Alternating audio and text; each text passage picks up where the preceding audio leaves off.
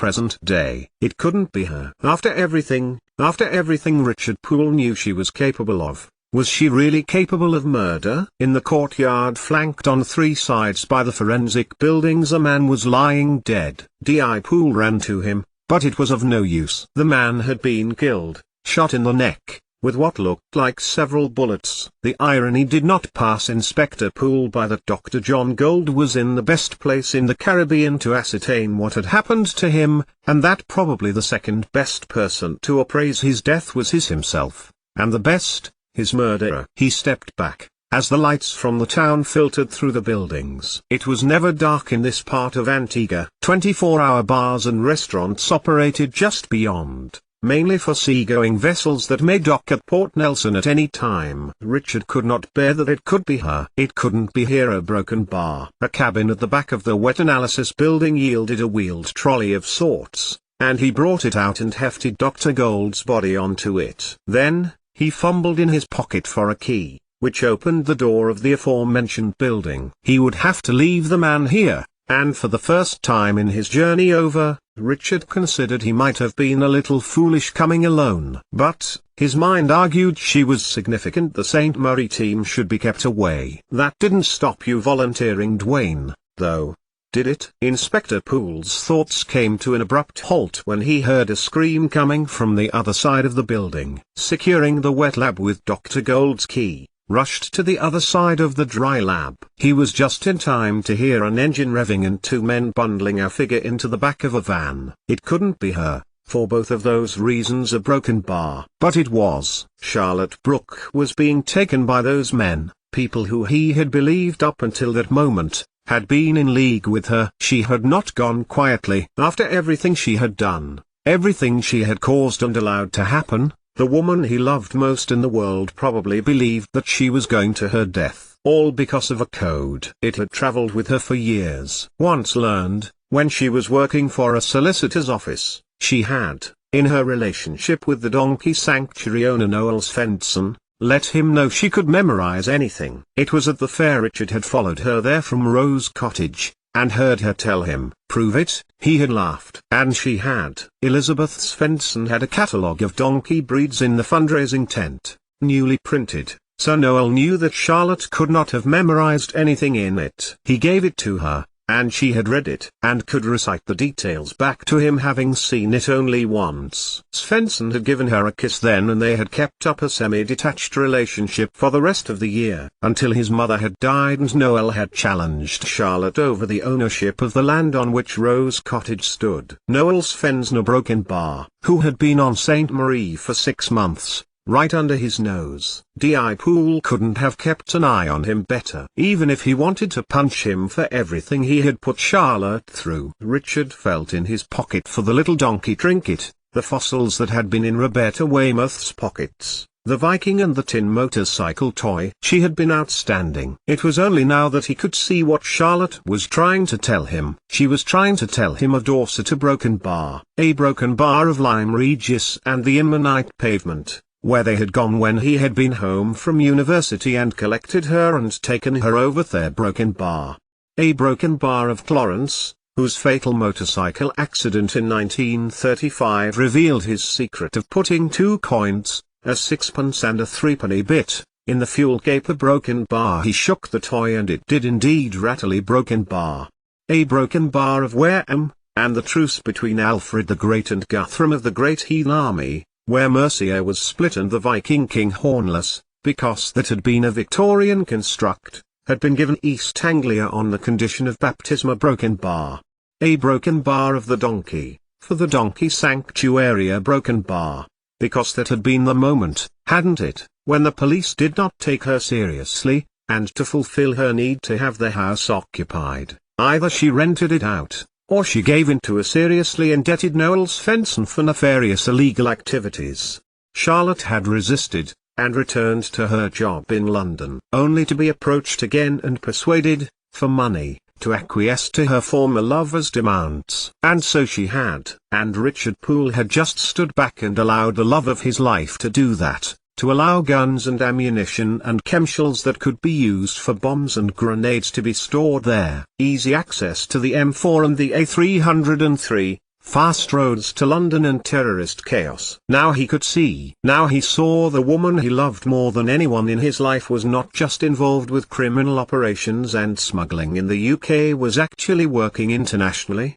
But for whom? Who had spoken to her, paid her off, threatened her to make her do this? It wasn't in the nature of the girl whom he loved. Richard Poole stood outside the building as the vehicle drove away, a hand going to his head. Nothing Dwayne had told him about, and he had told D.I. Poole almost everything that had happened when he was training in Antigua. When he was training suggested this. Richard just hoped, deep down, that Charlotte had been innocent all that time. Beauty Broken Bar, there was no one else it could have been. Who else could have been in a position who could manipulate forensic data but Charlotte? Who else could have been in charge of managing the slow stream of bodies through Port Nelson and then on to Guadeloupe, all to be picked up again for a broken bar for some purposely broken bar? After everything she had done. But he had made two assumptions, wrong assumptions: that she was easily led, when in fact Charlotte Brooke was the opposite. The second was that she was a criminal. He should have known,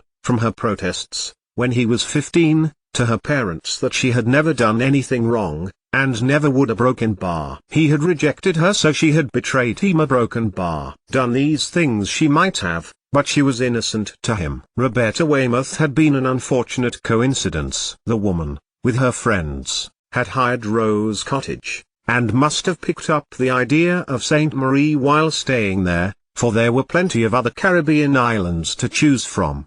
And because you love her, she's innocent. A broken bar. Camille's voice was even able to chastise him from a different country. Back to the laboratory, and D.I. Poole managed to gain entrance into the administration building. Computer access was harder to locate, but Fidel, good, hard-working, honest Fidel, had taught him a thing or two about computers. And he was right. A broken bar. Richard Poole had underestimated Charlotte, and expected the clue from Stevenson, the boastful taunt, that the beautifully brilliant Key was in Antigua. Not Charlotte, who was indeed beautiful and brilliant, but Dr. John Gold. A broken bar. Gold. A broken bar. Beautiful, brilliant Gold. It was clear from the footage that Charlotte had run out into the three-sided quad, away from Gold. The next image was of the man standing over the body of Charlotte, about to stab her in the chest. He raised the knife. A broken bar. A man had run over to them,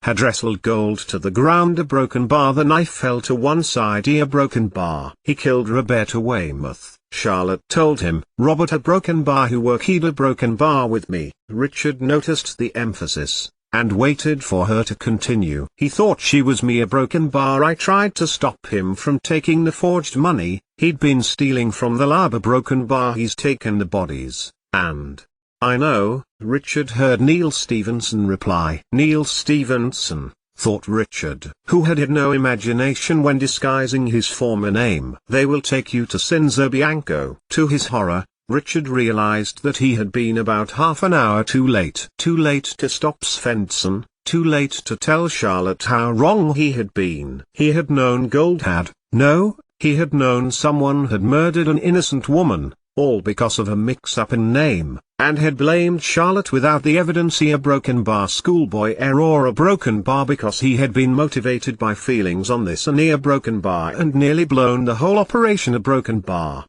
Do you have any evidence? Can you show me? Richard Poole found himself shouting to the CCTV monitor, because there was a lot of evidence to collect before he got the big fish, the one that linked Noel Svensson, the criminal activity in Jamaica and the Caribbean, terrorist activity controlled from the Middle East. A broken bar.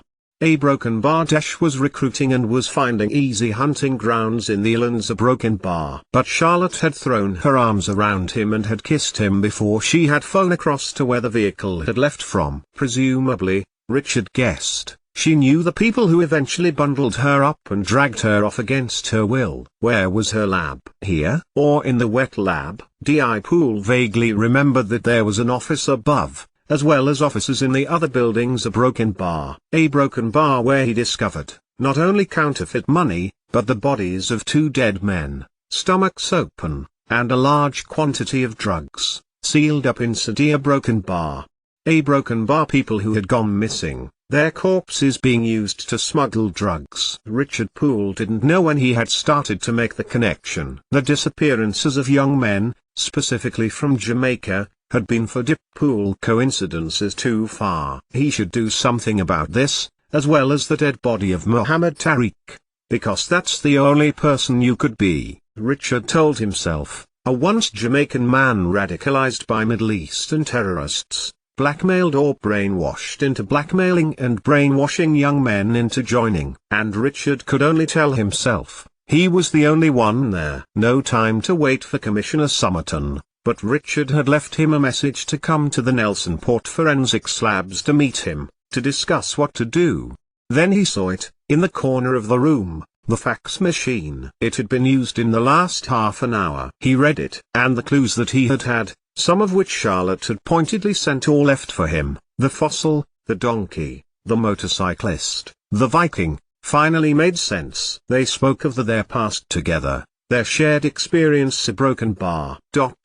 Weymouth broken bar. Pooley broken bar. She thought I was back in St. Marie. That fax was for me, Richard thought to himself. Suddenly, the realization came to him, she was innocent, probably innocent of these crimes too. But, more than that, a broken bar. A broken bar. Could it really be broken bar? After everything, a broken bar? Ignoring the fact he had just left a message for the Commissioner of Antigua to meet him at the forensics labs, but making sure he secured the key from John Gould's corpse, Richard Poole picked up the pace and ran in the direction of the vehicle.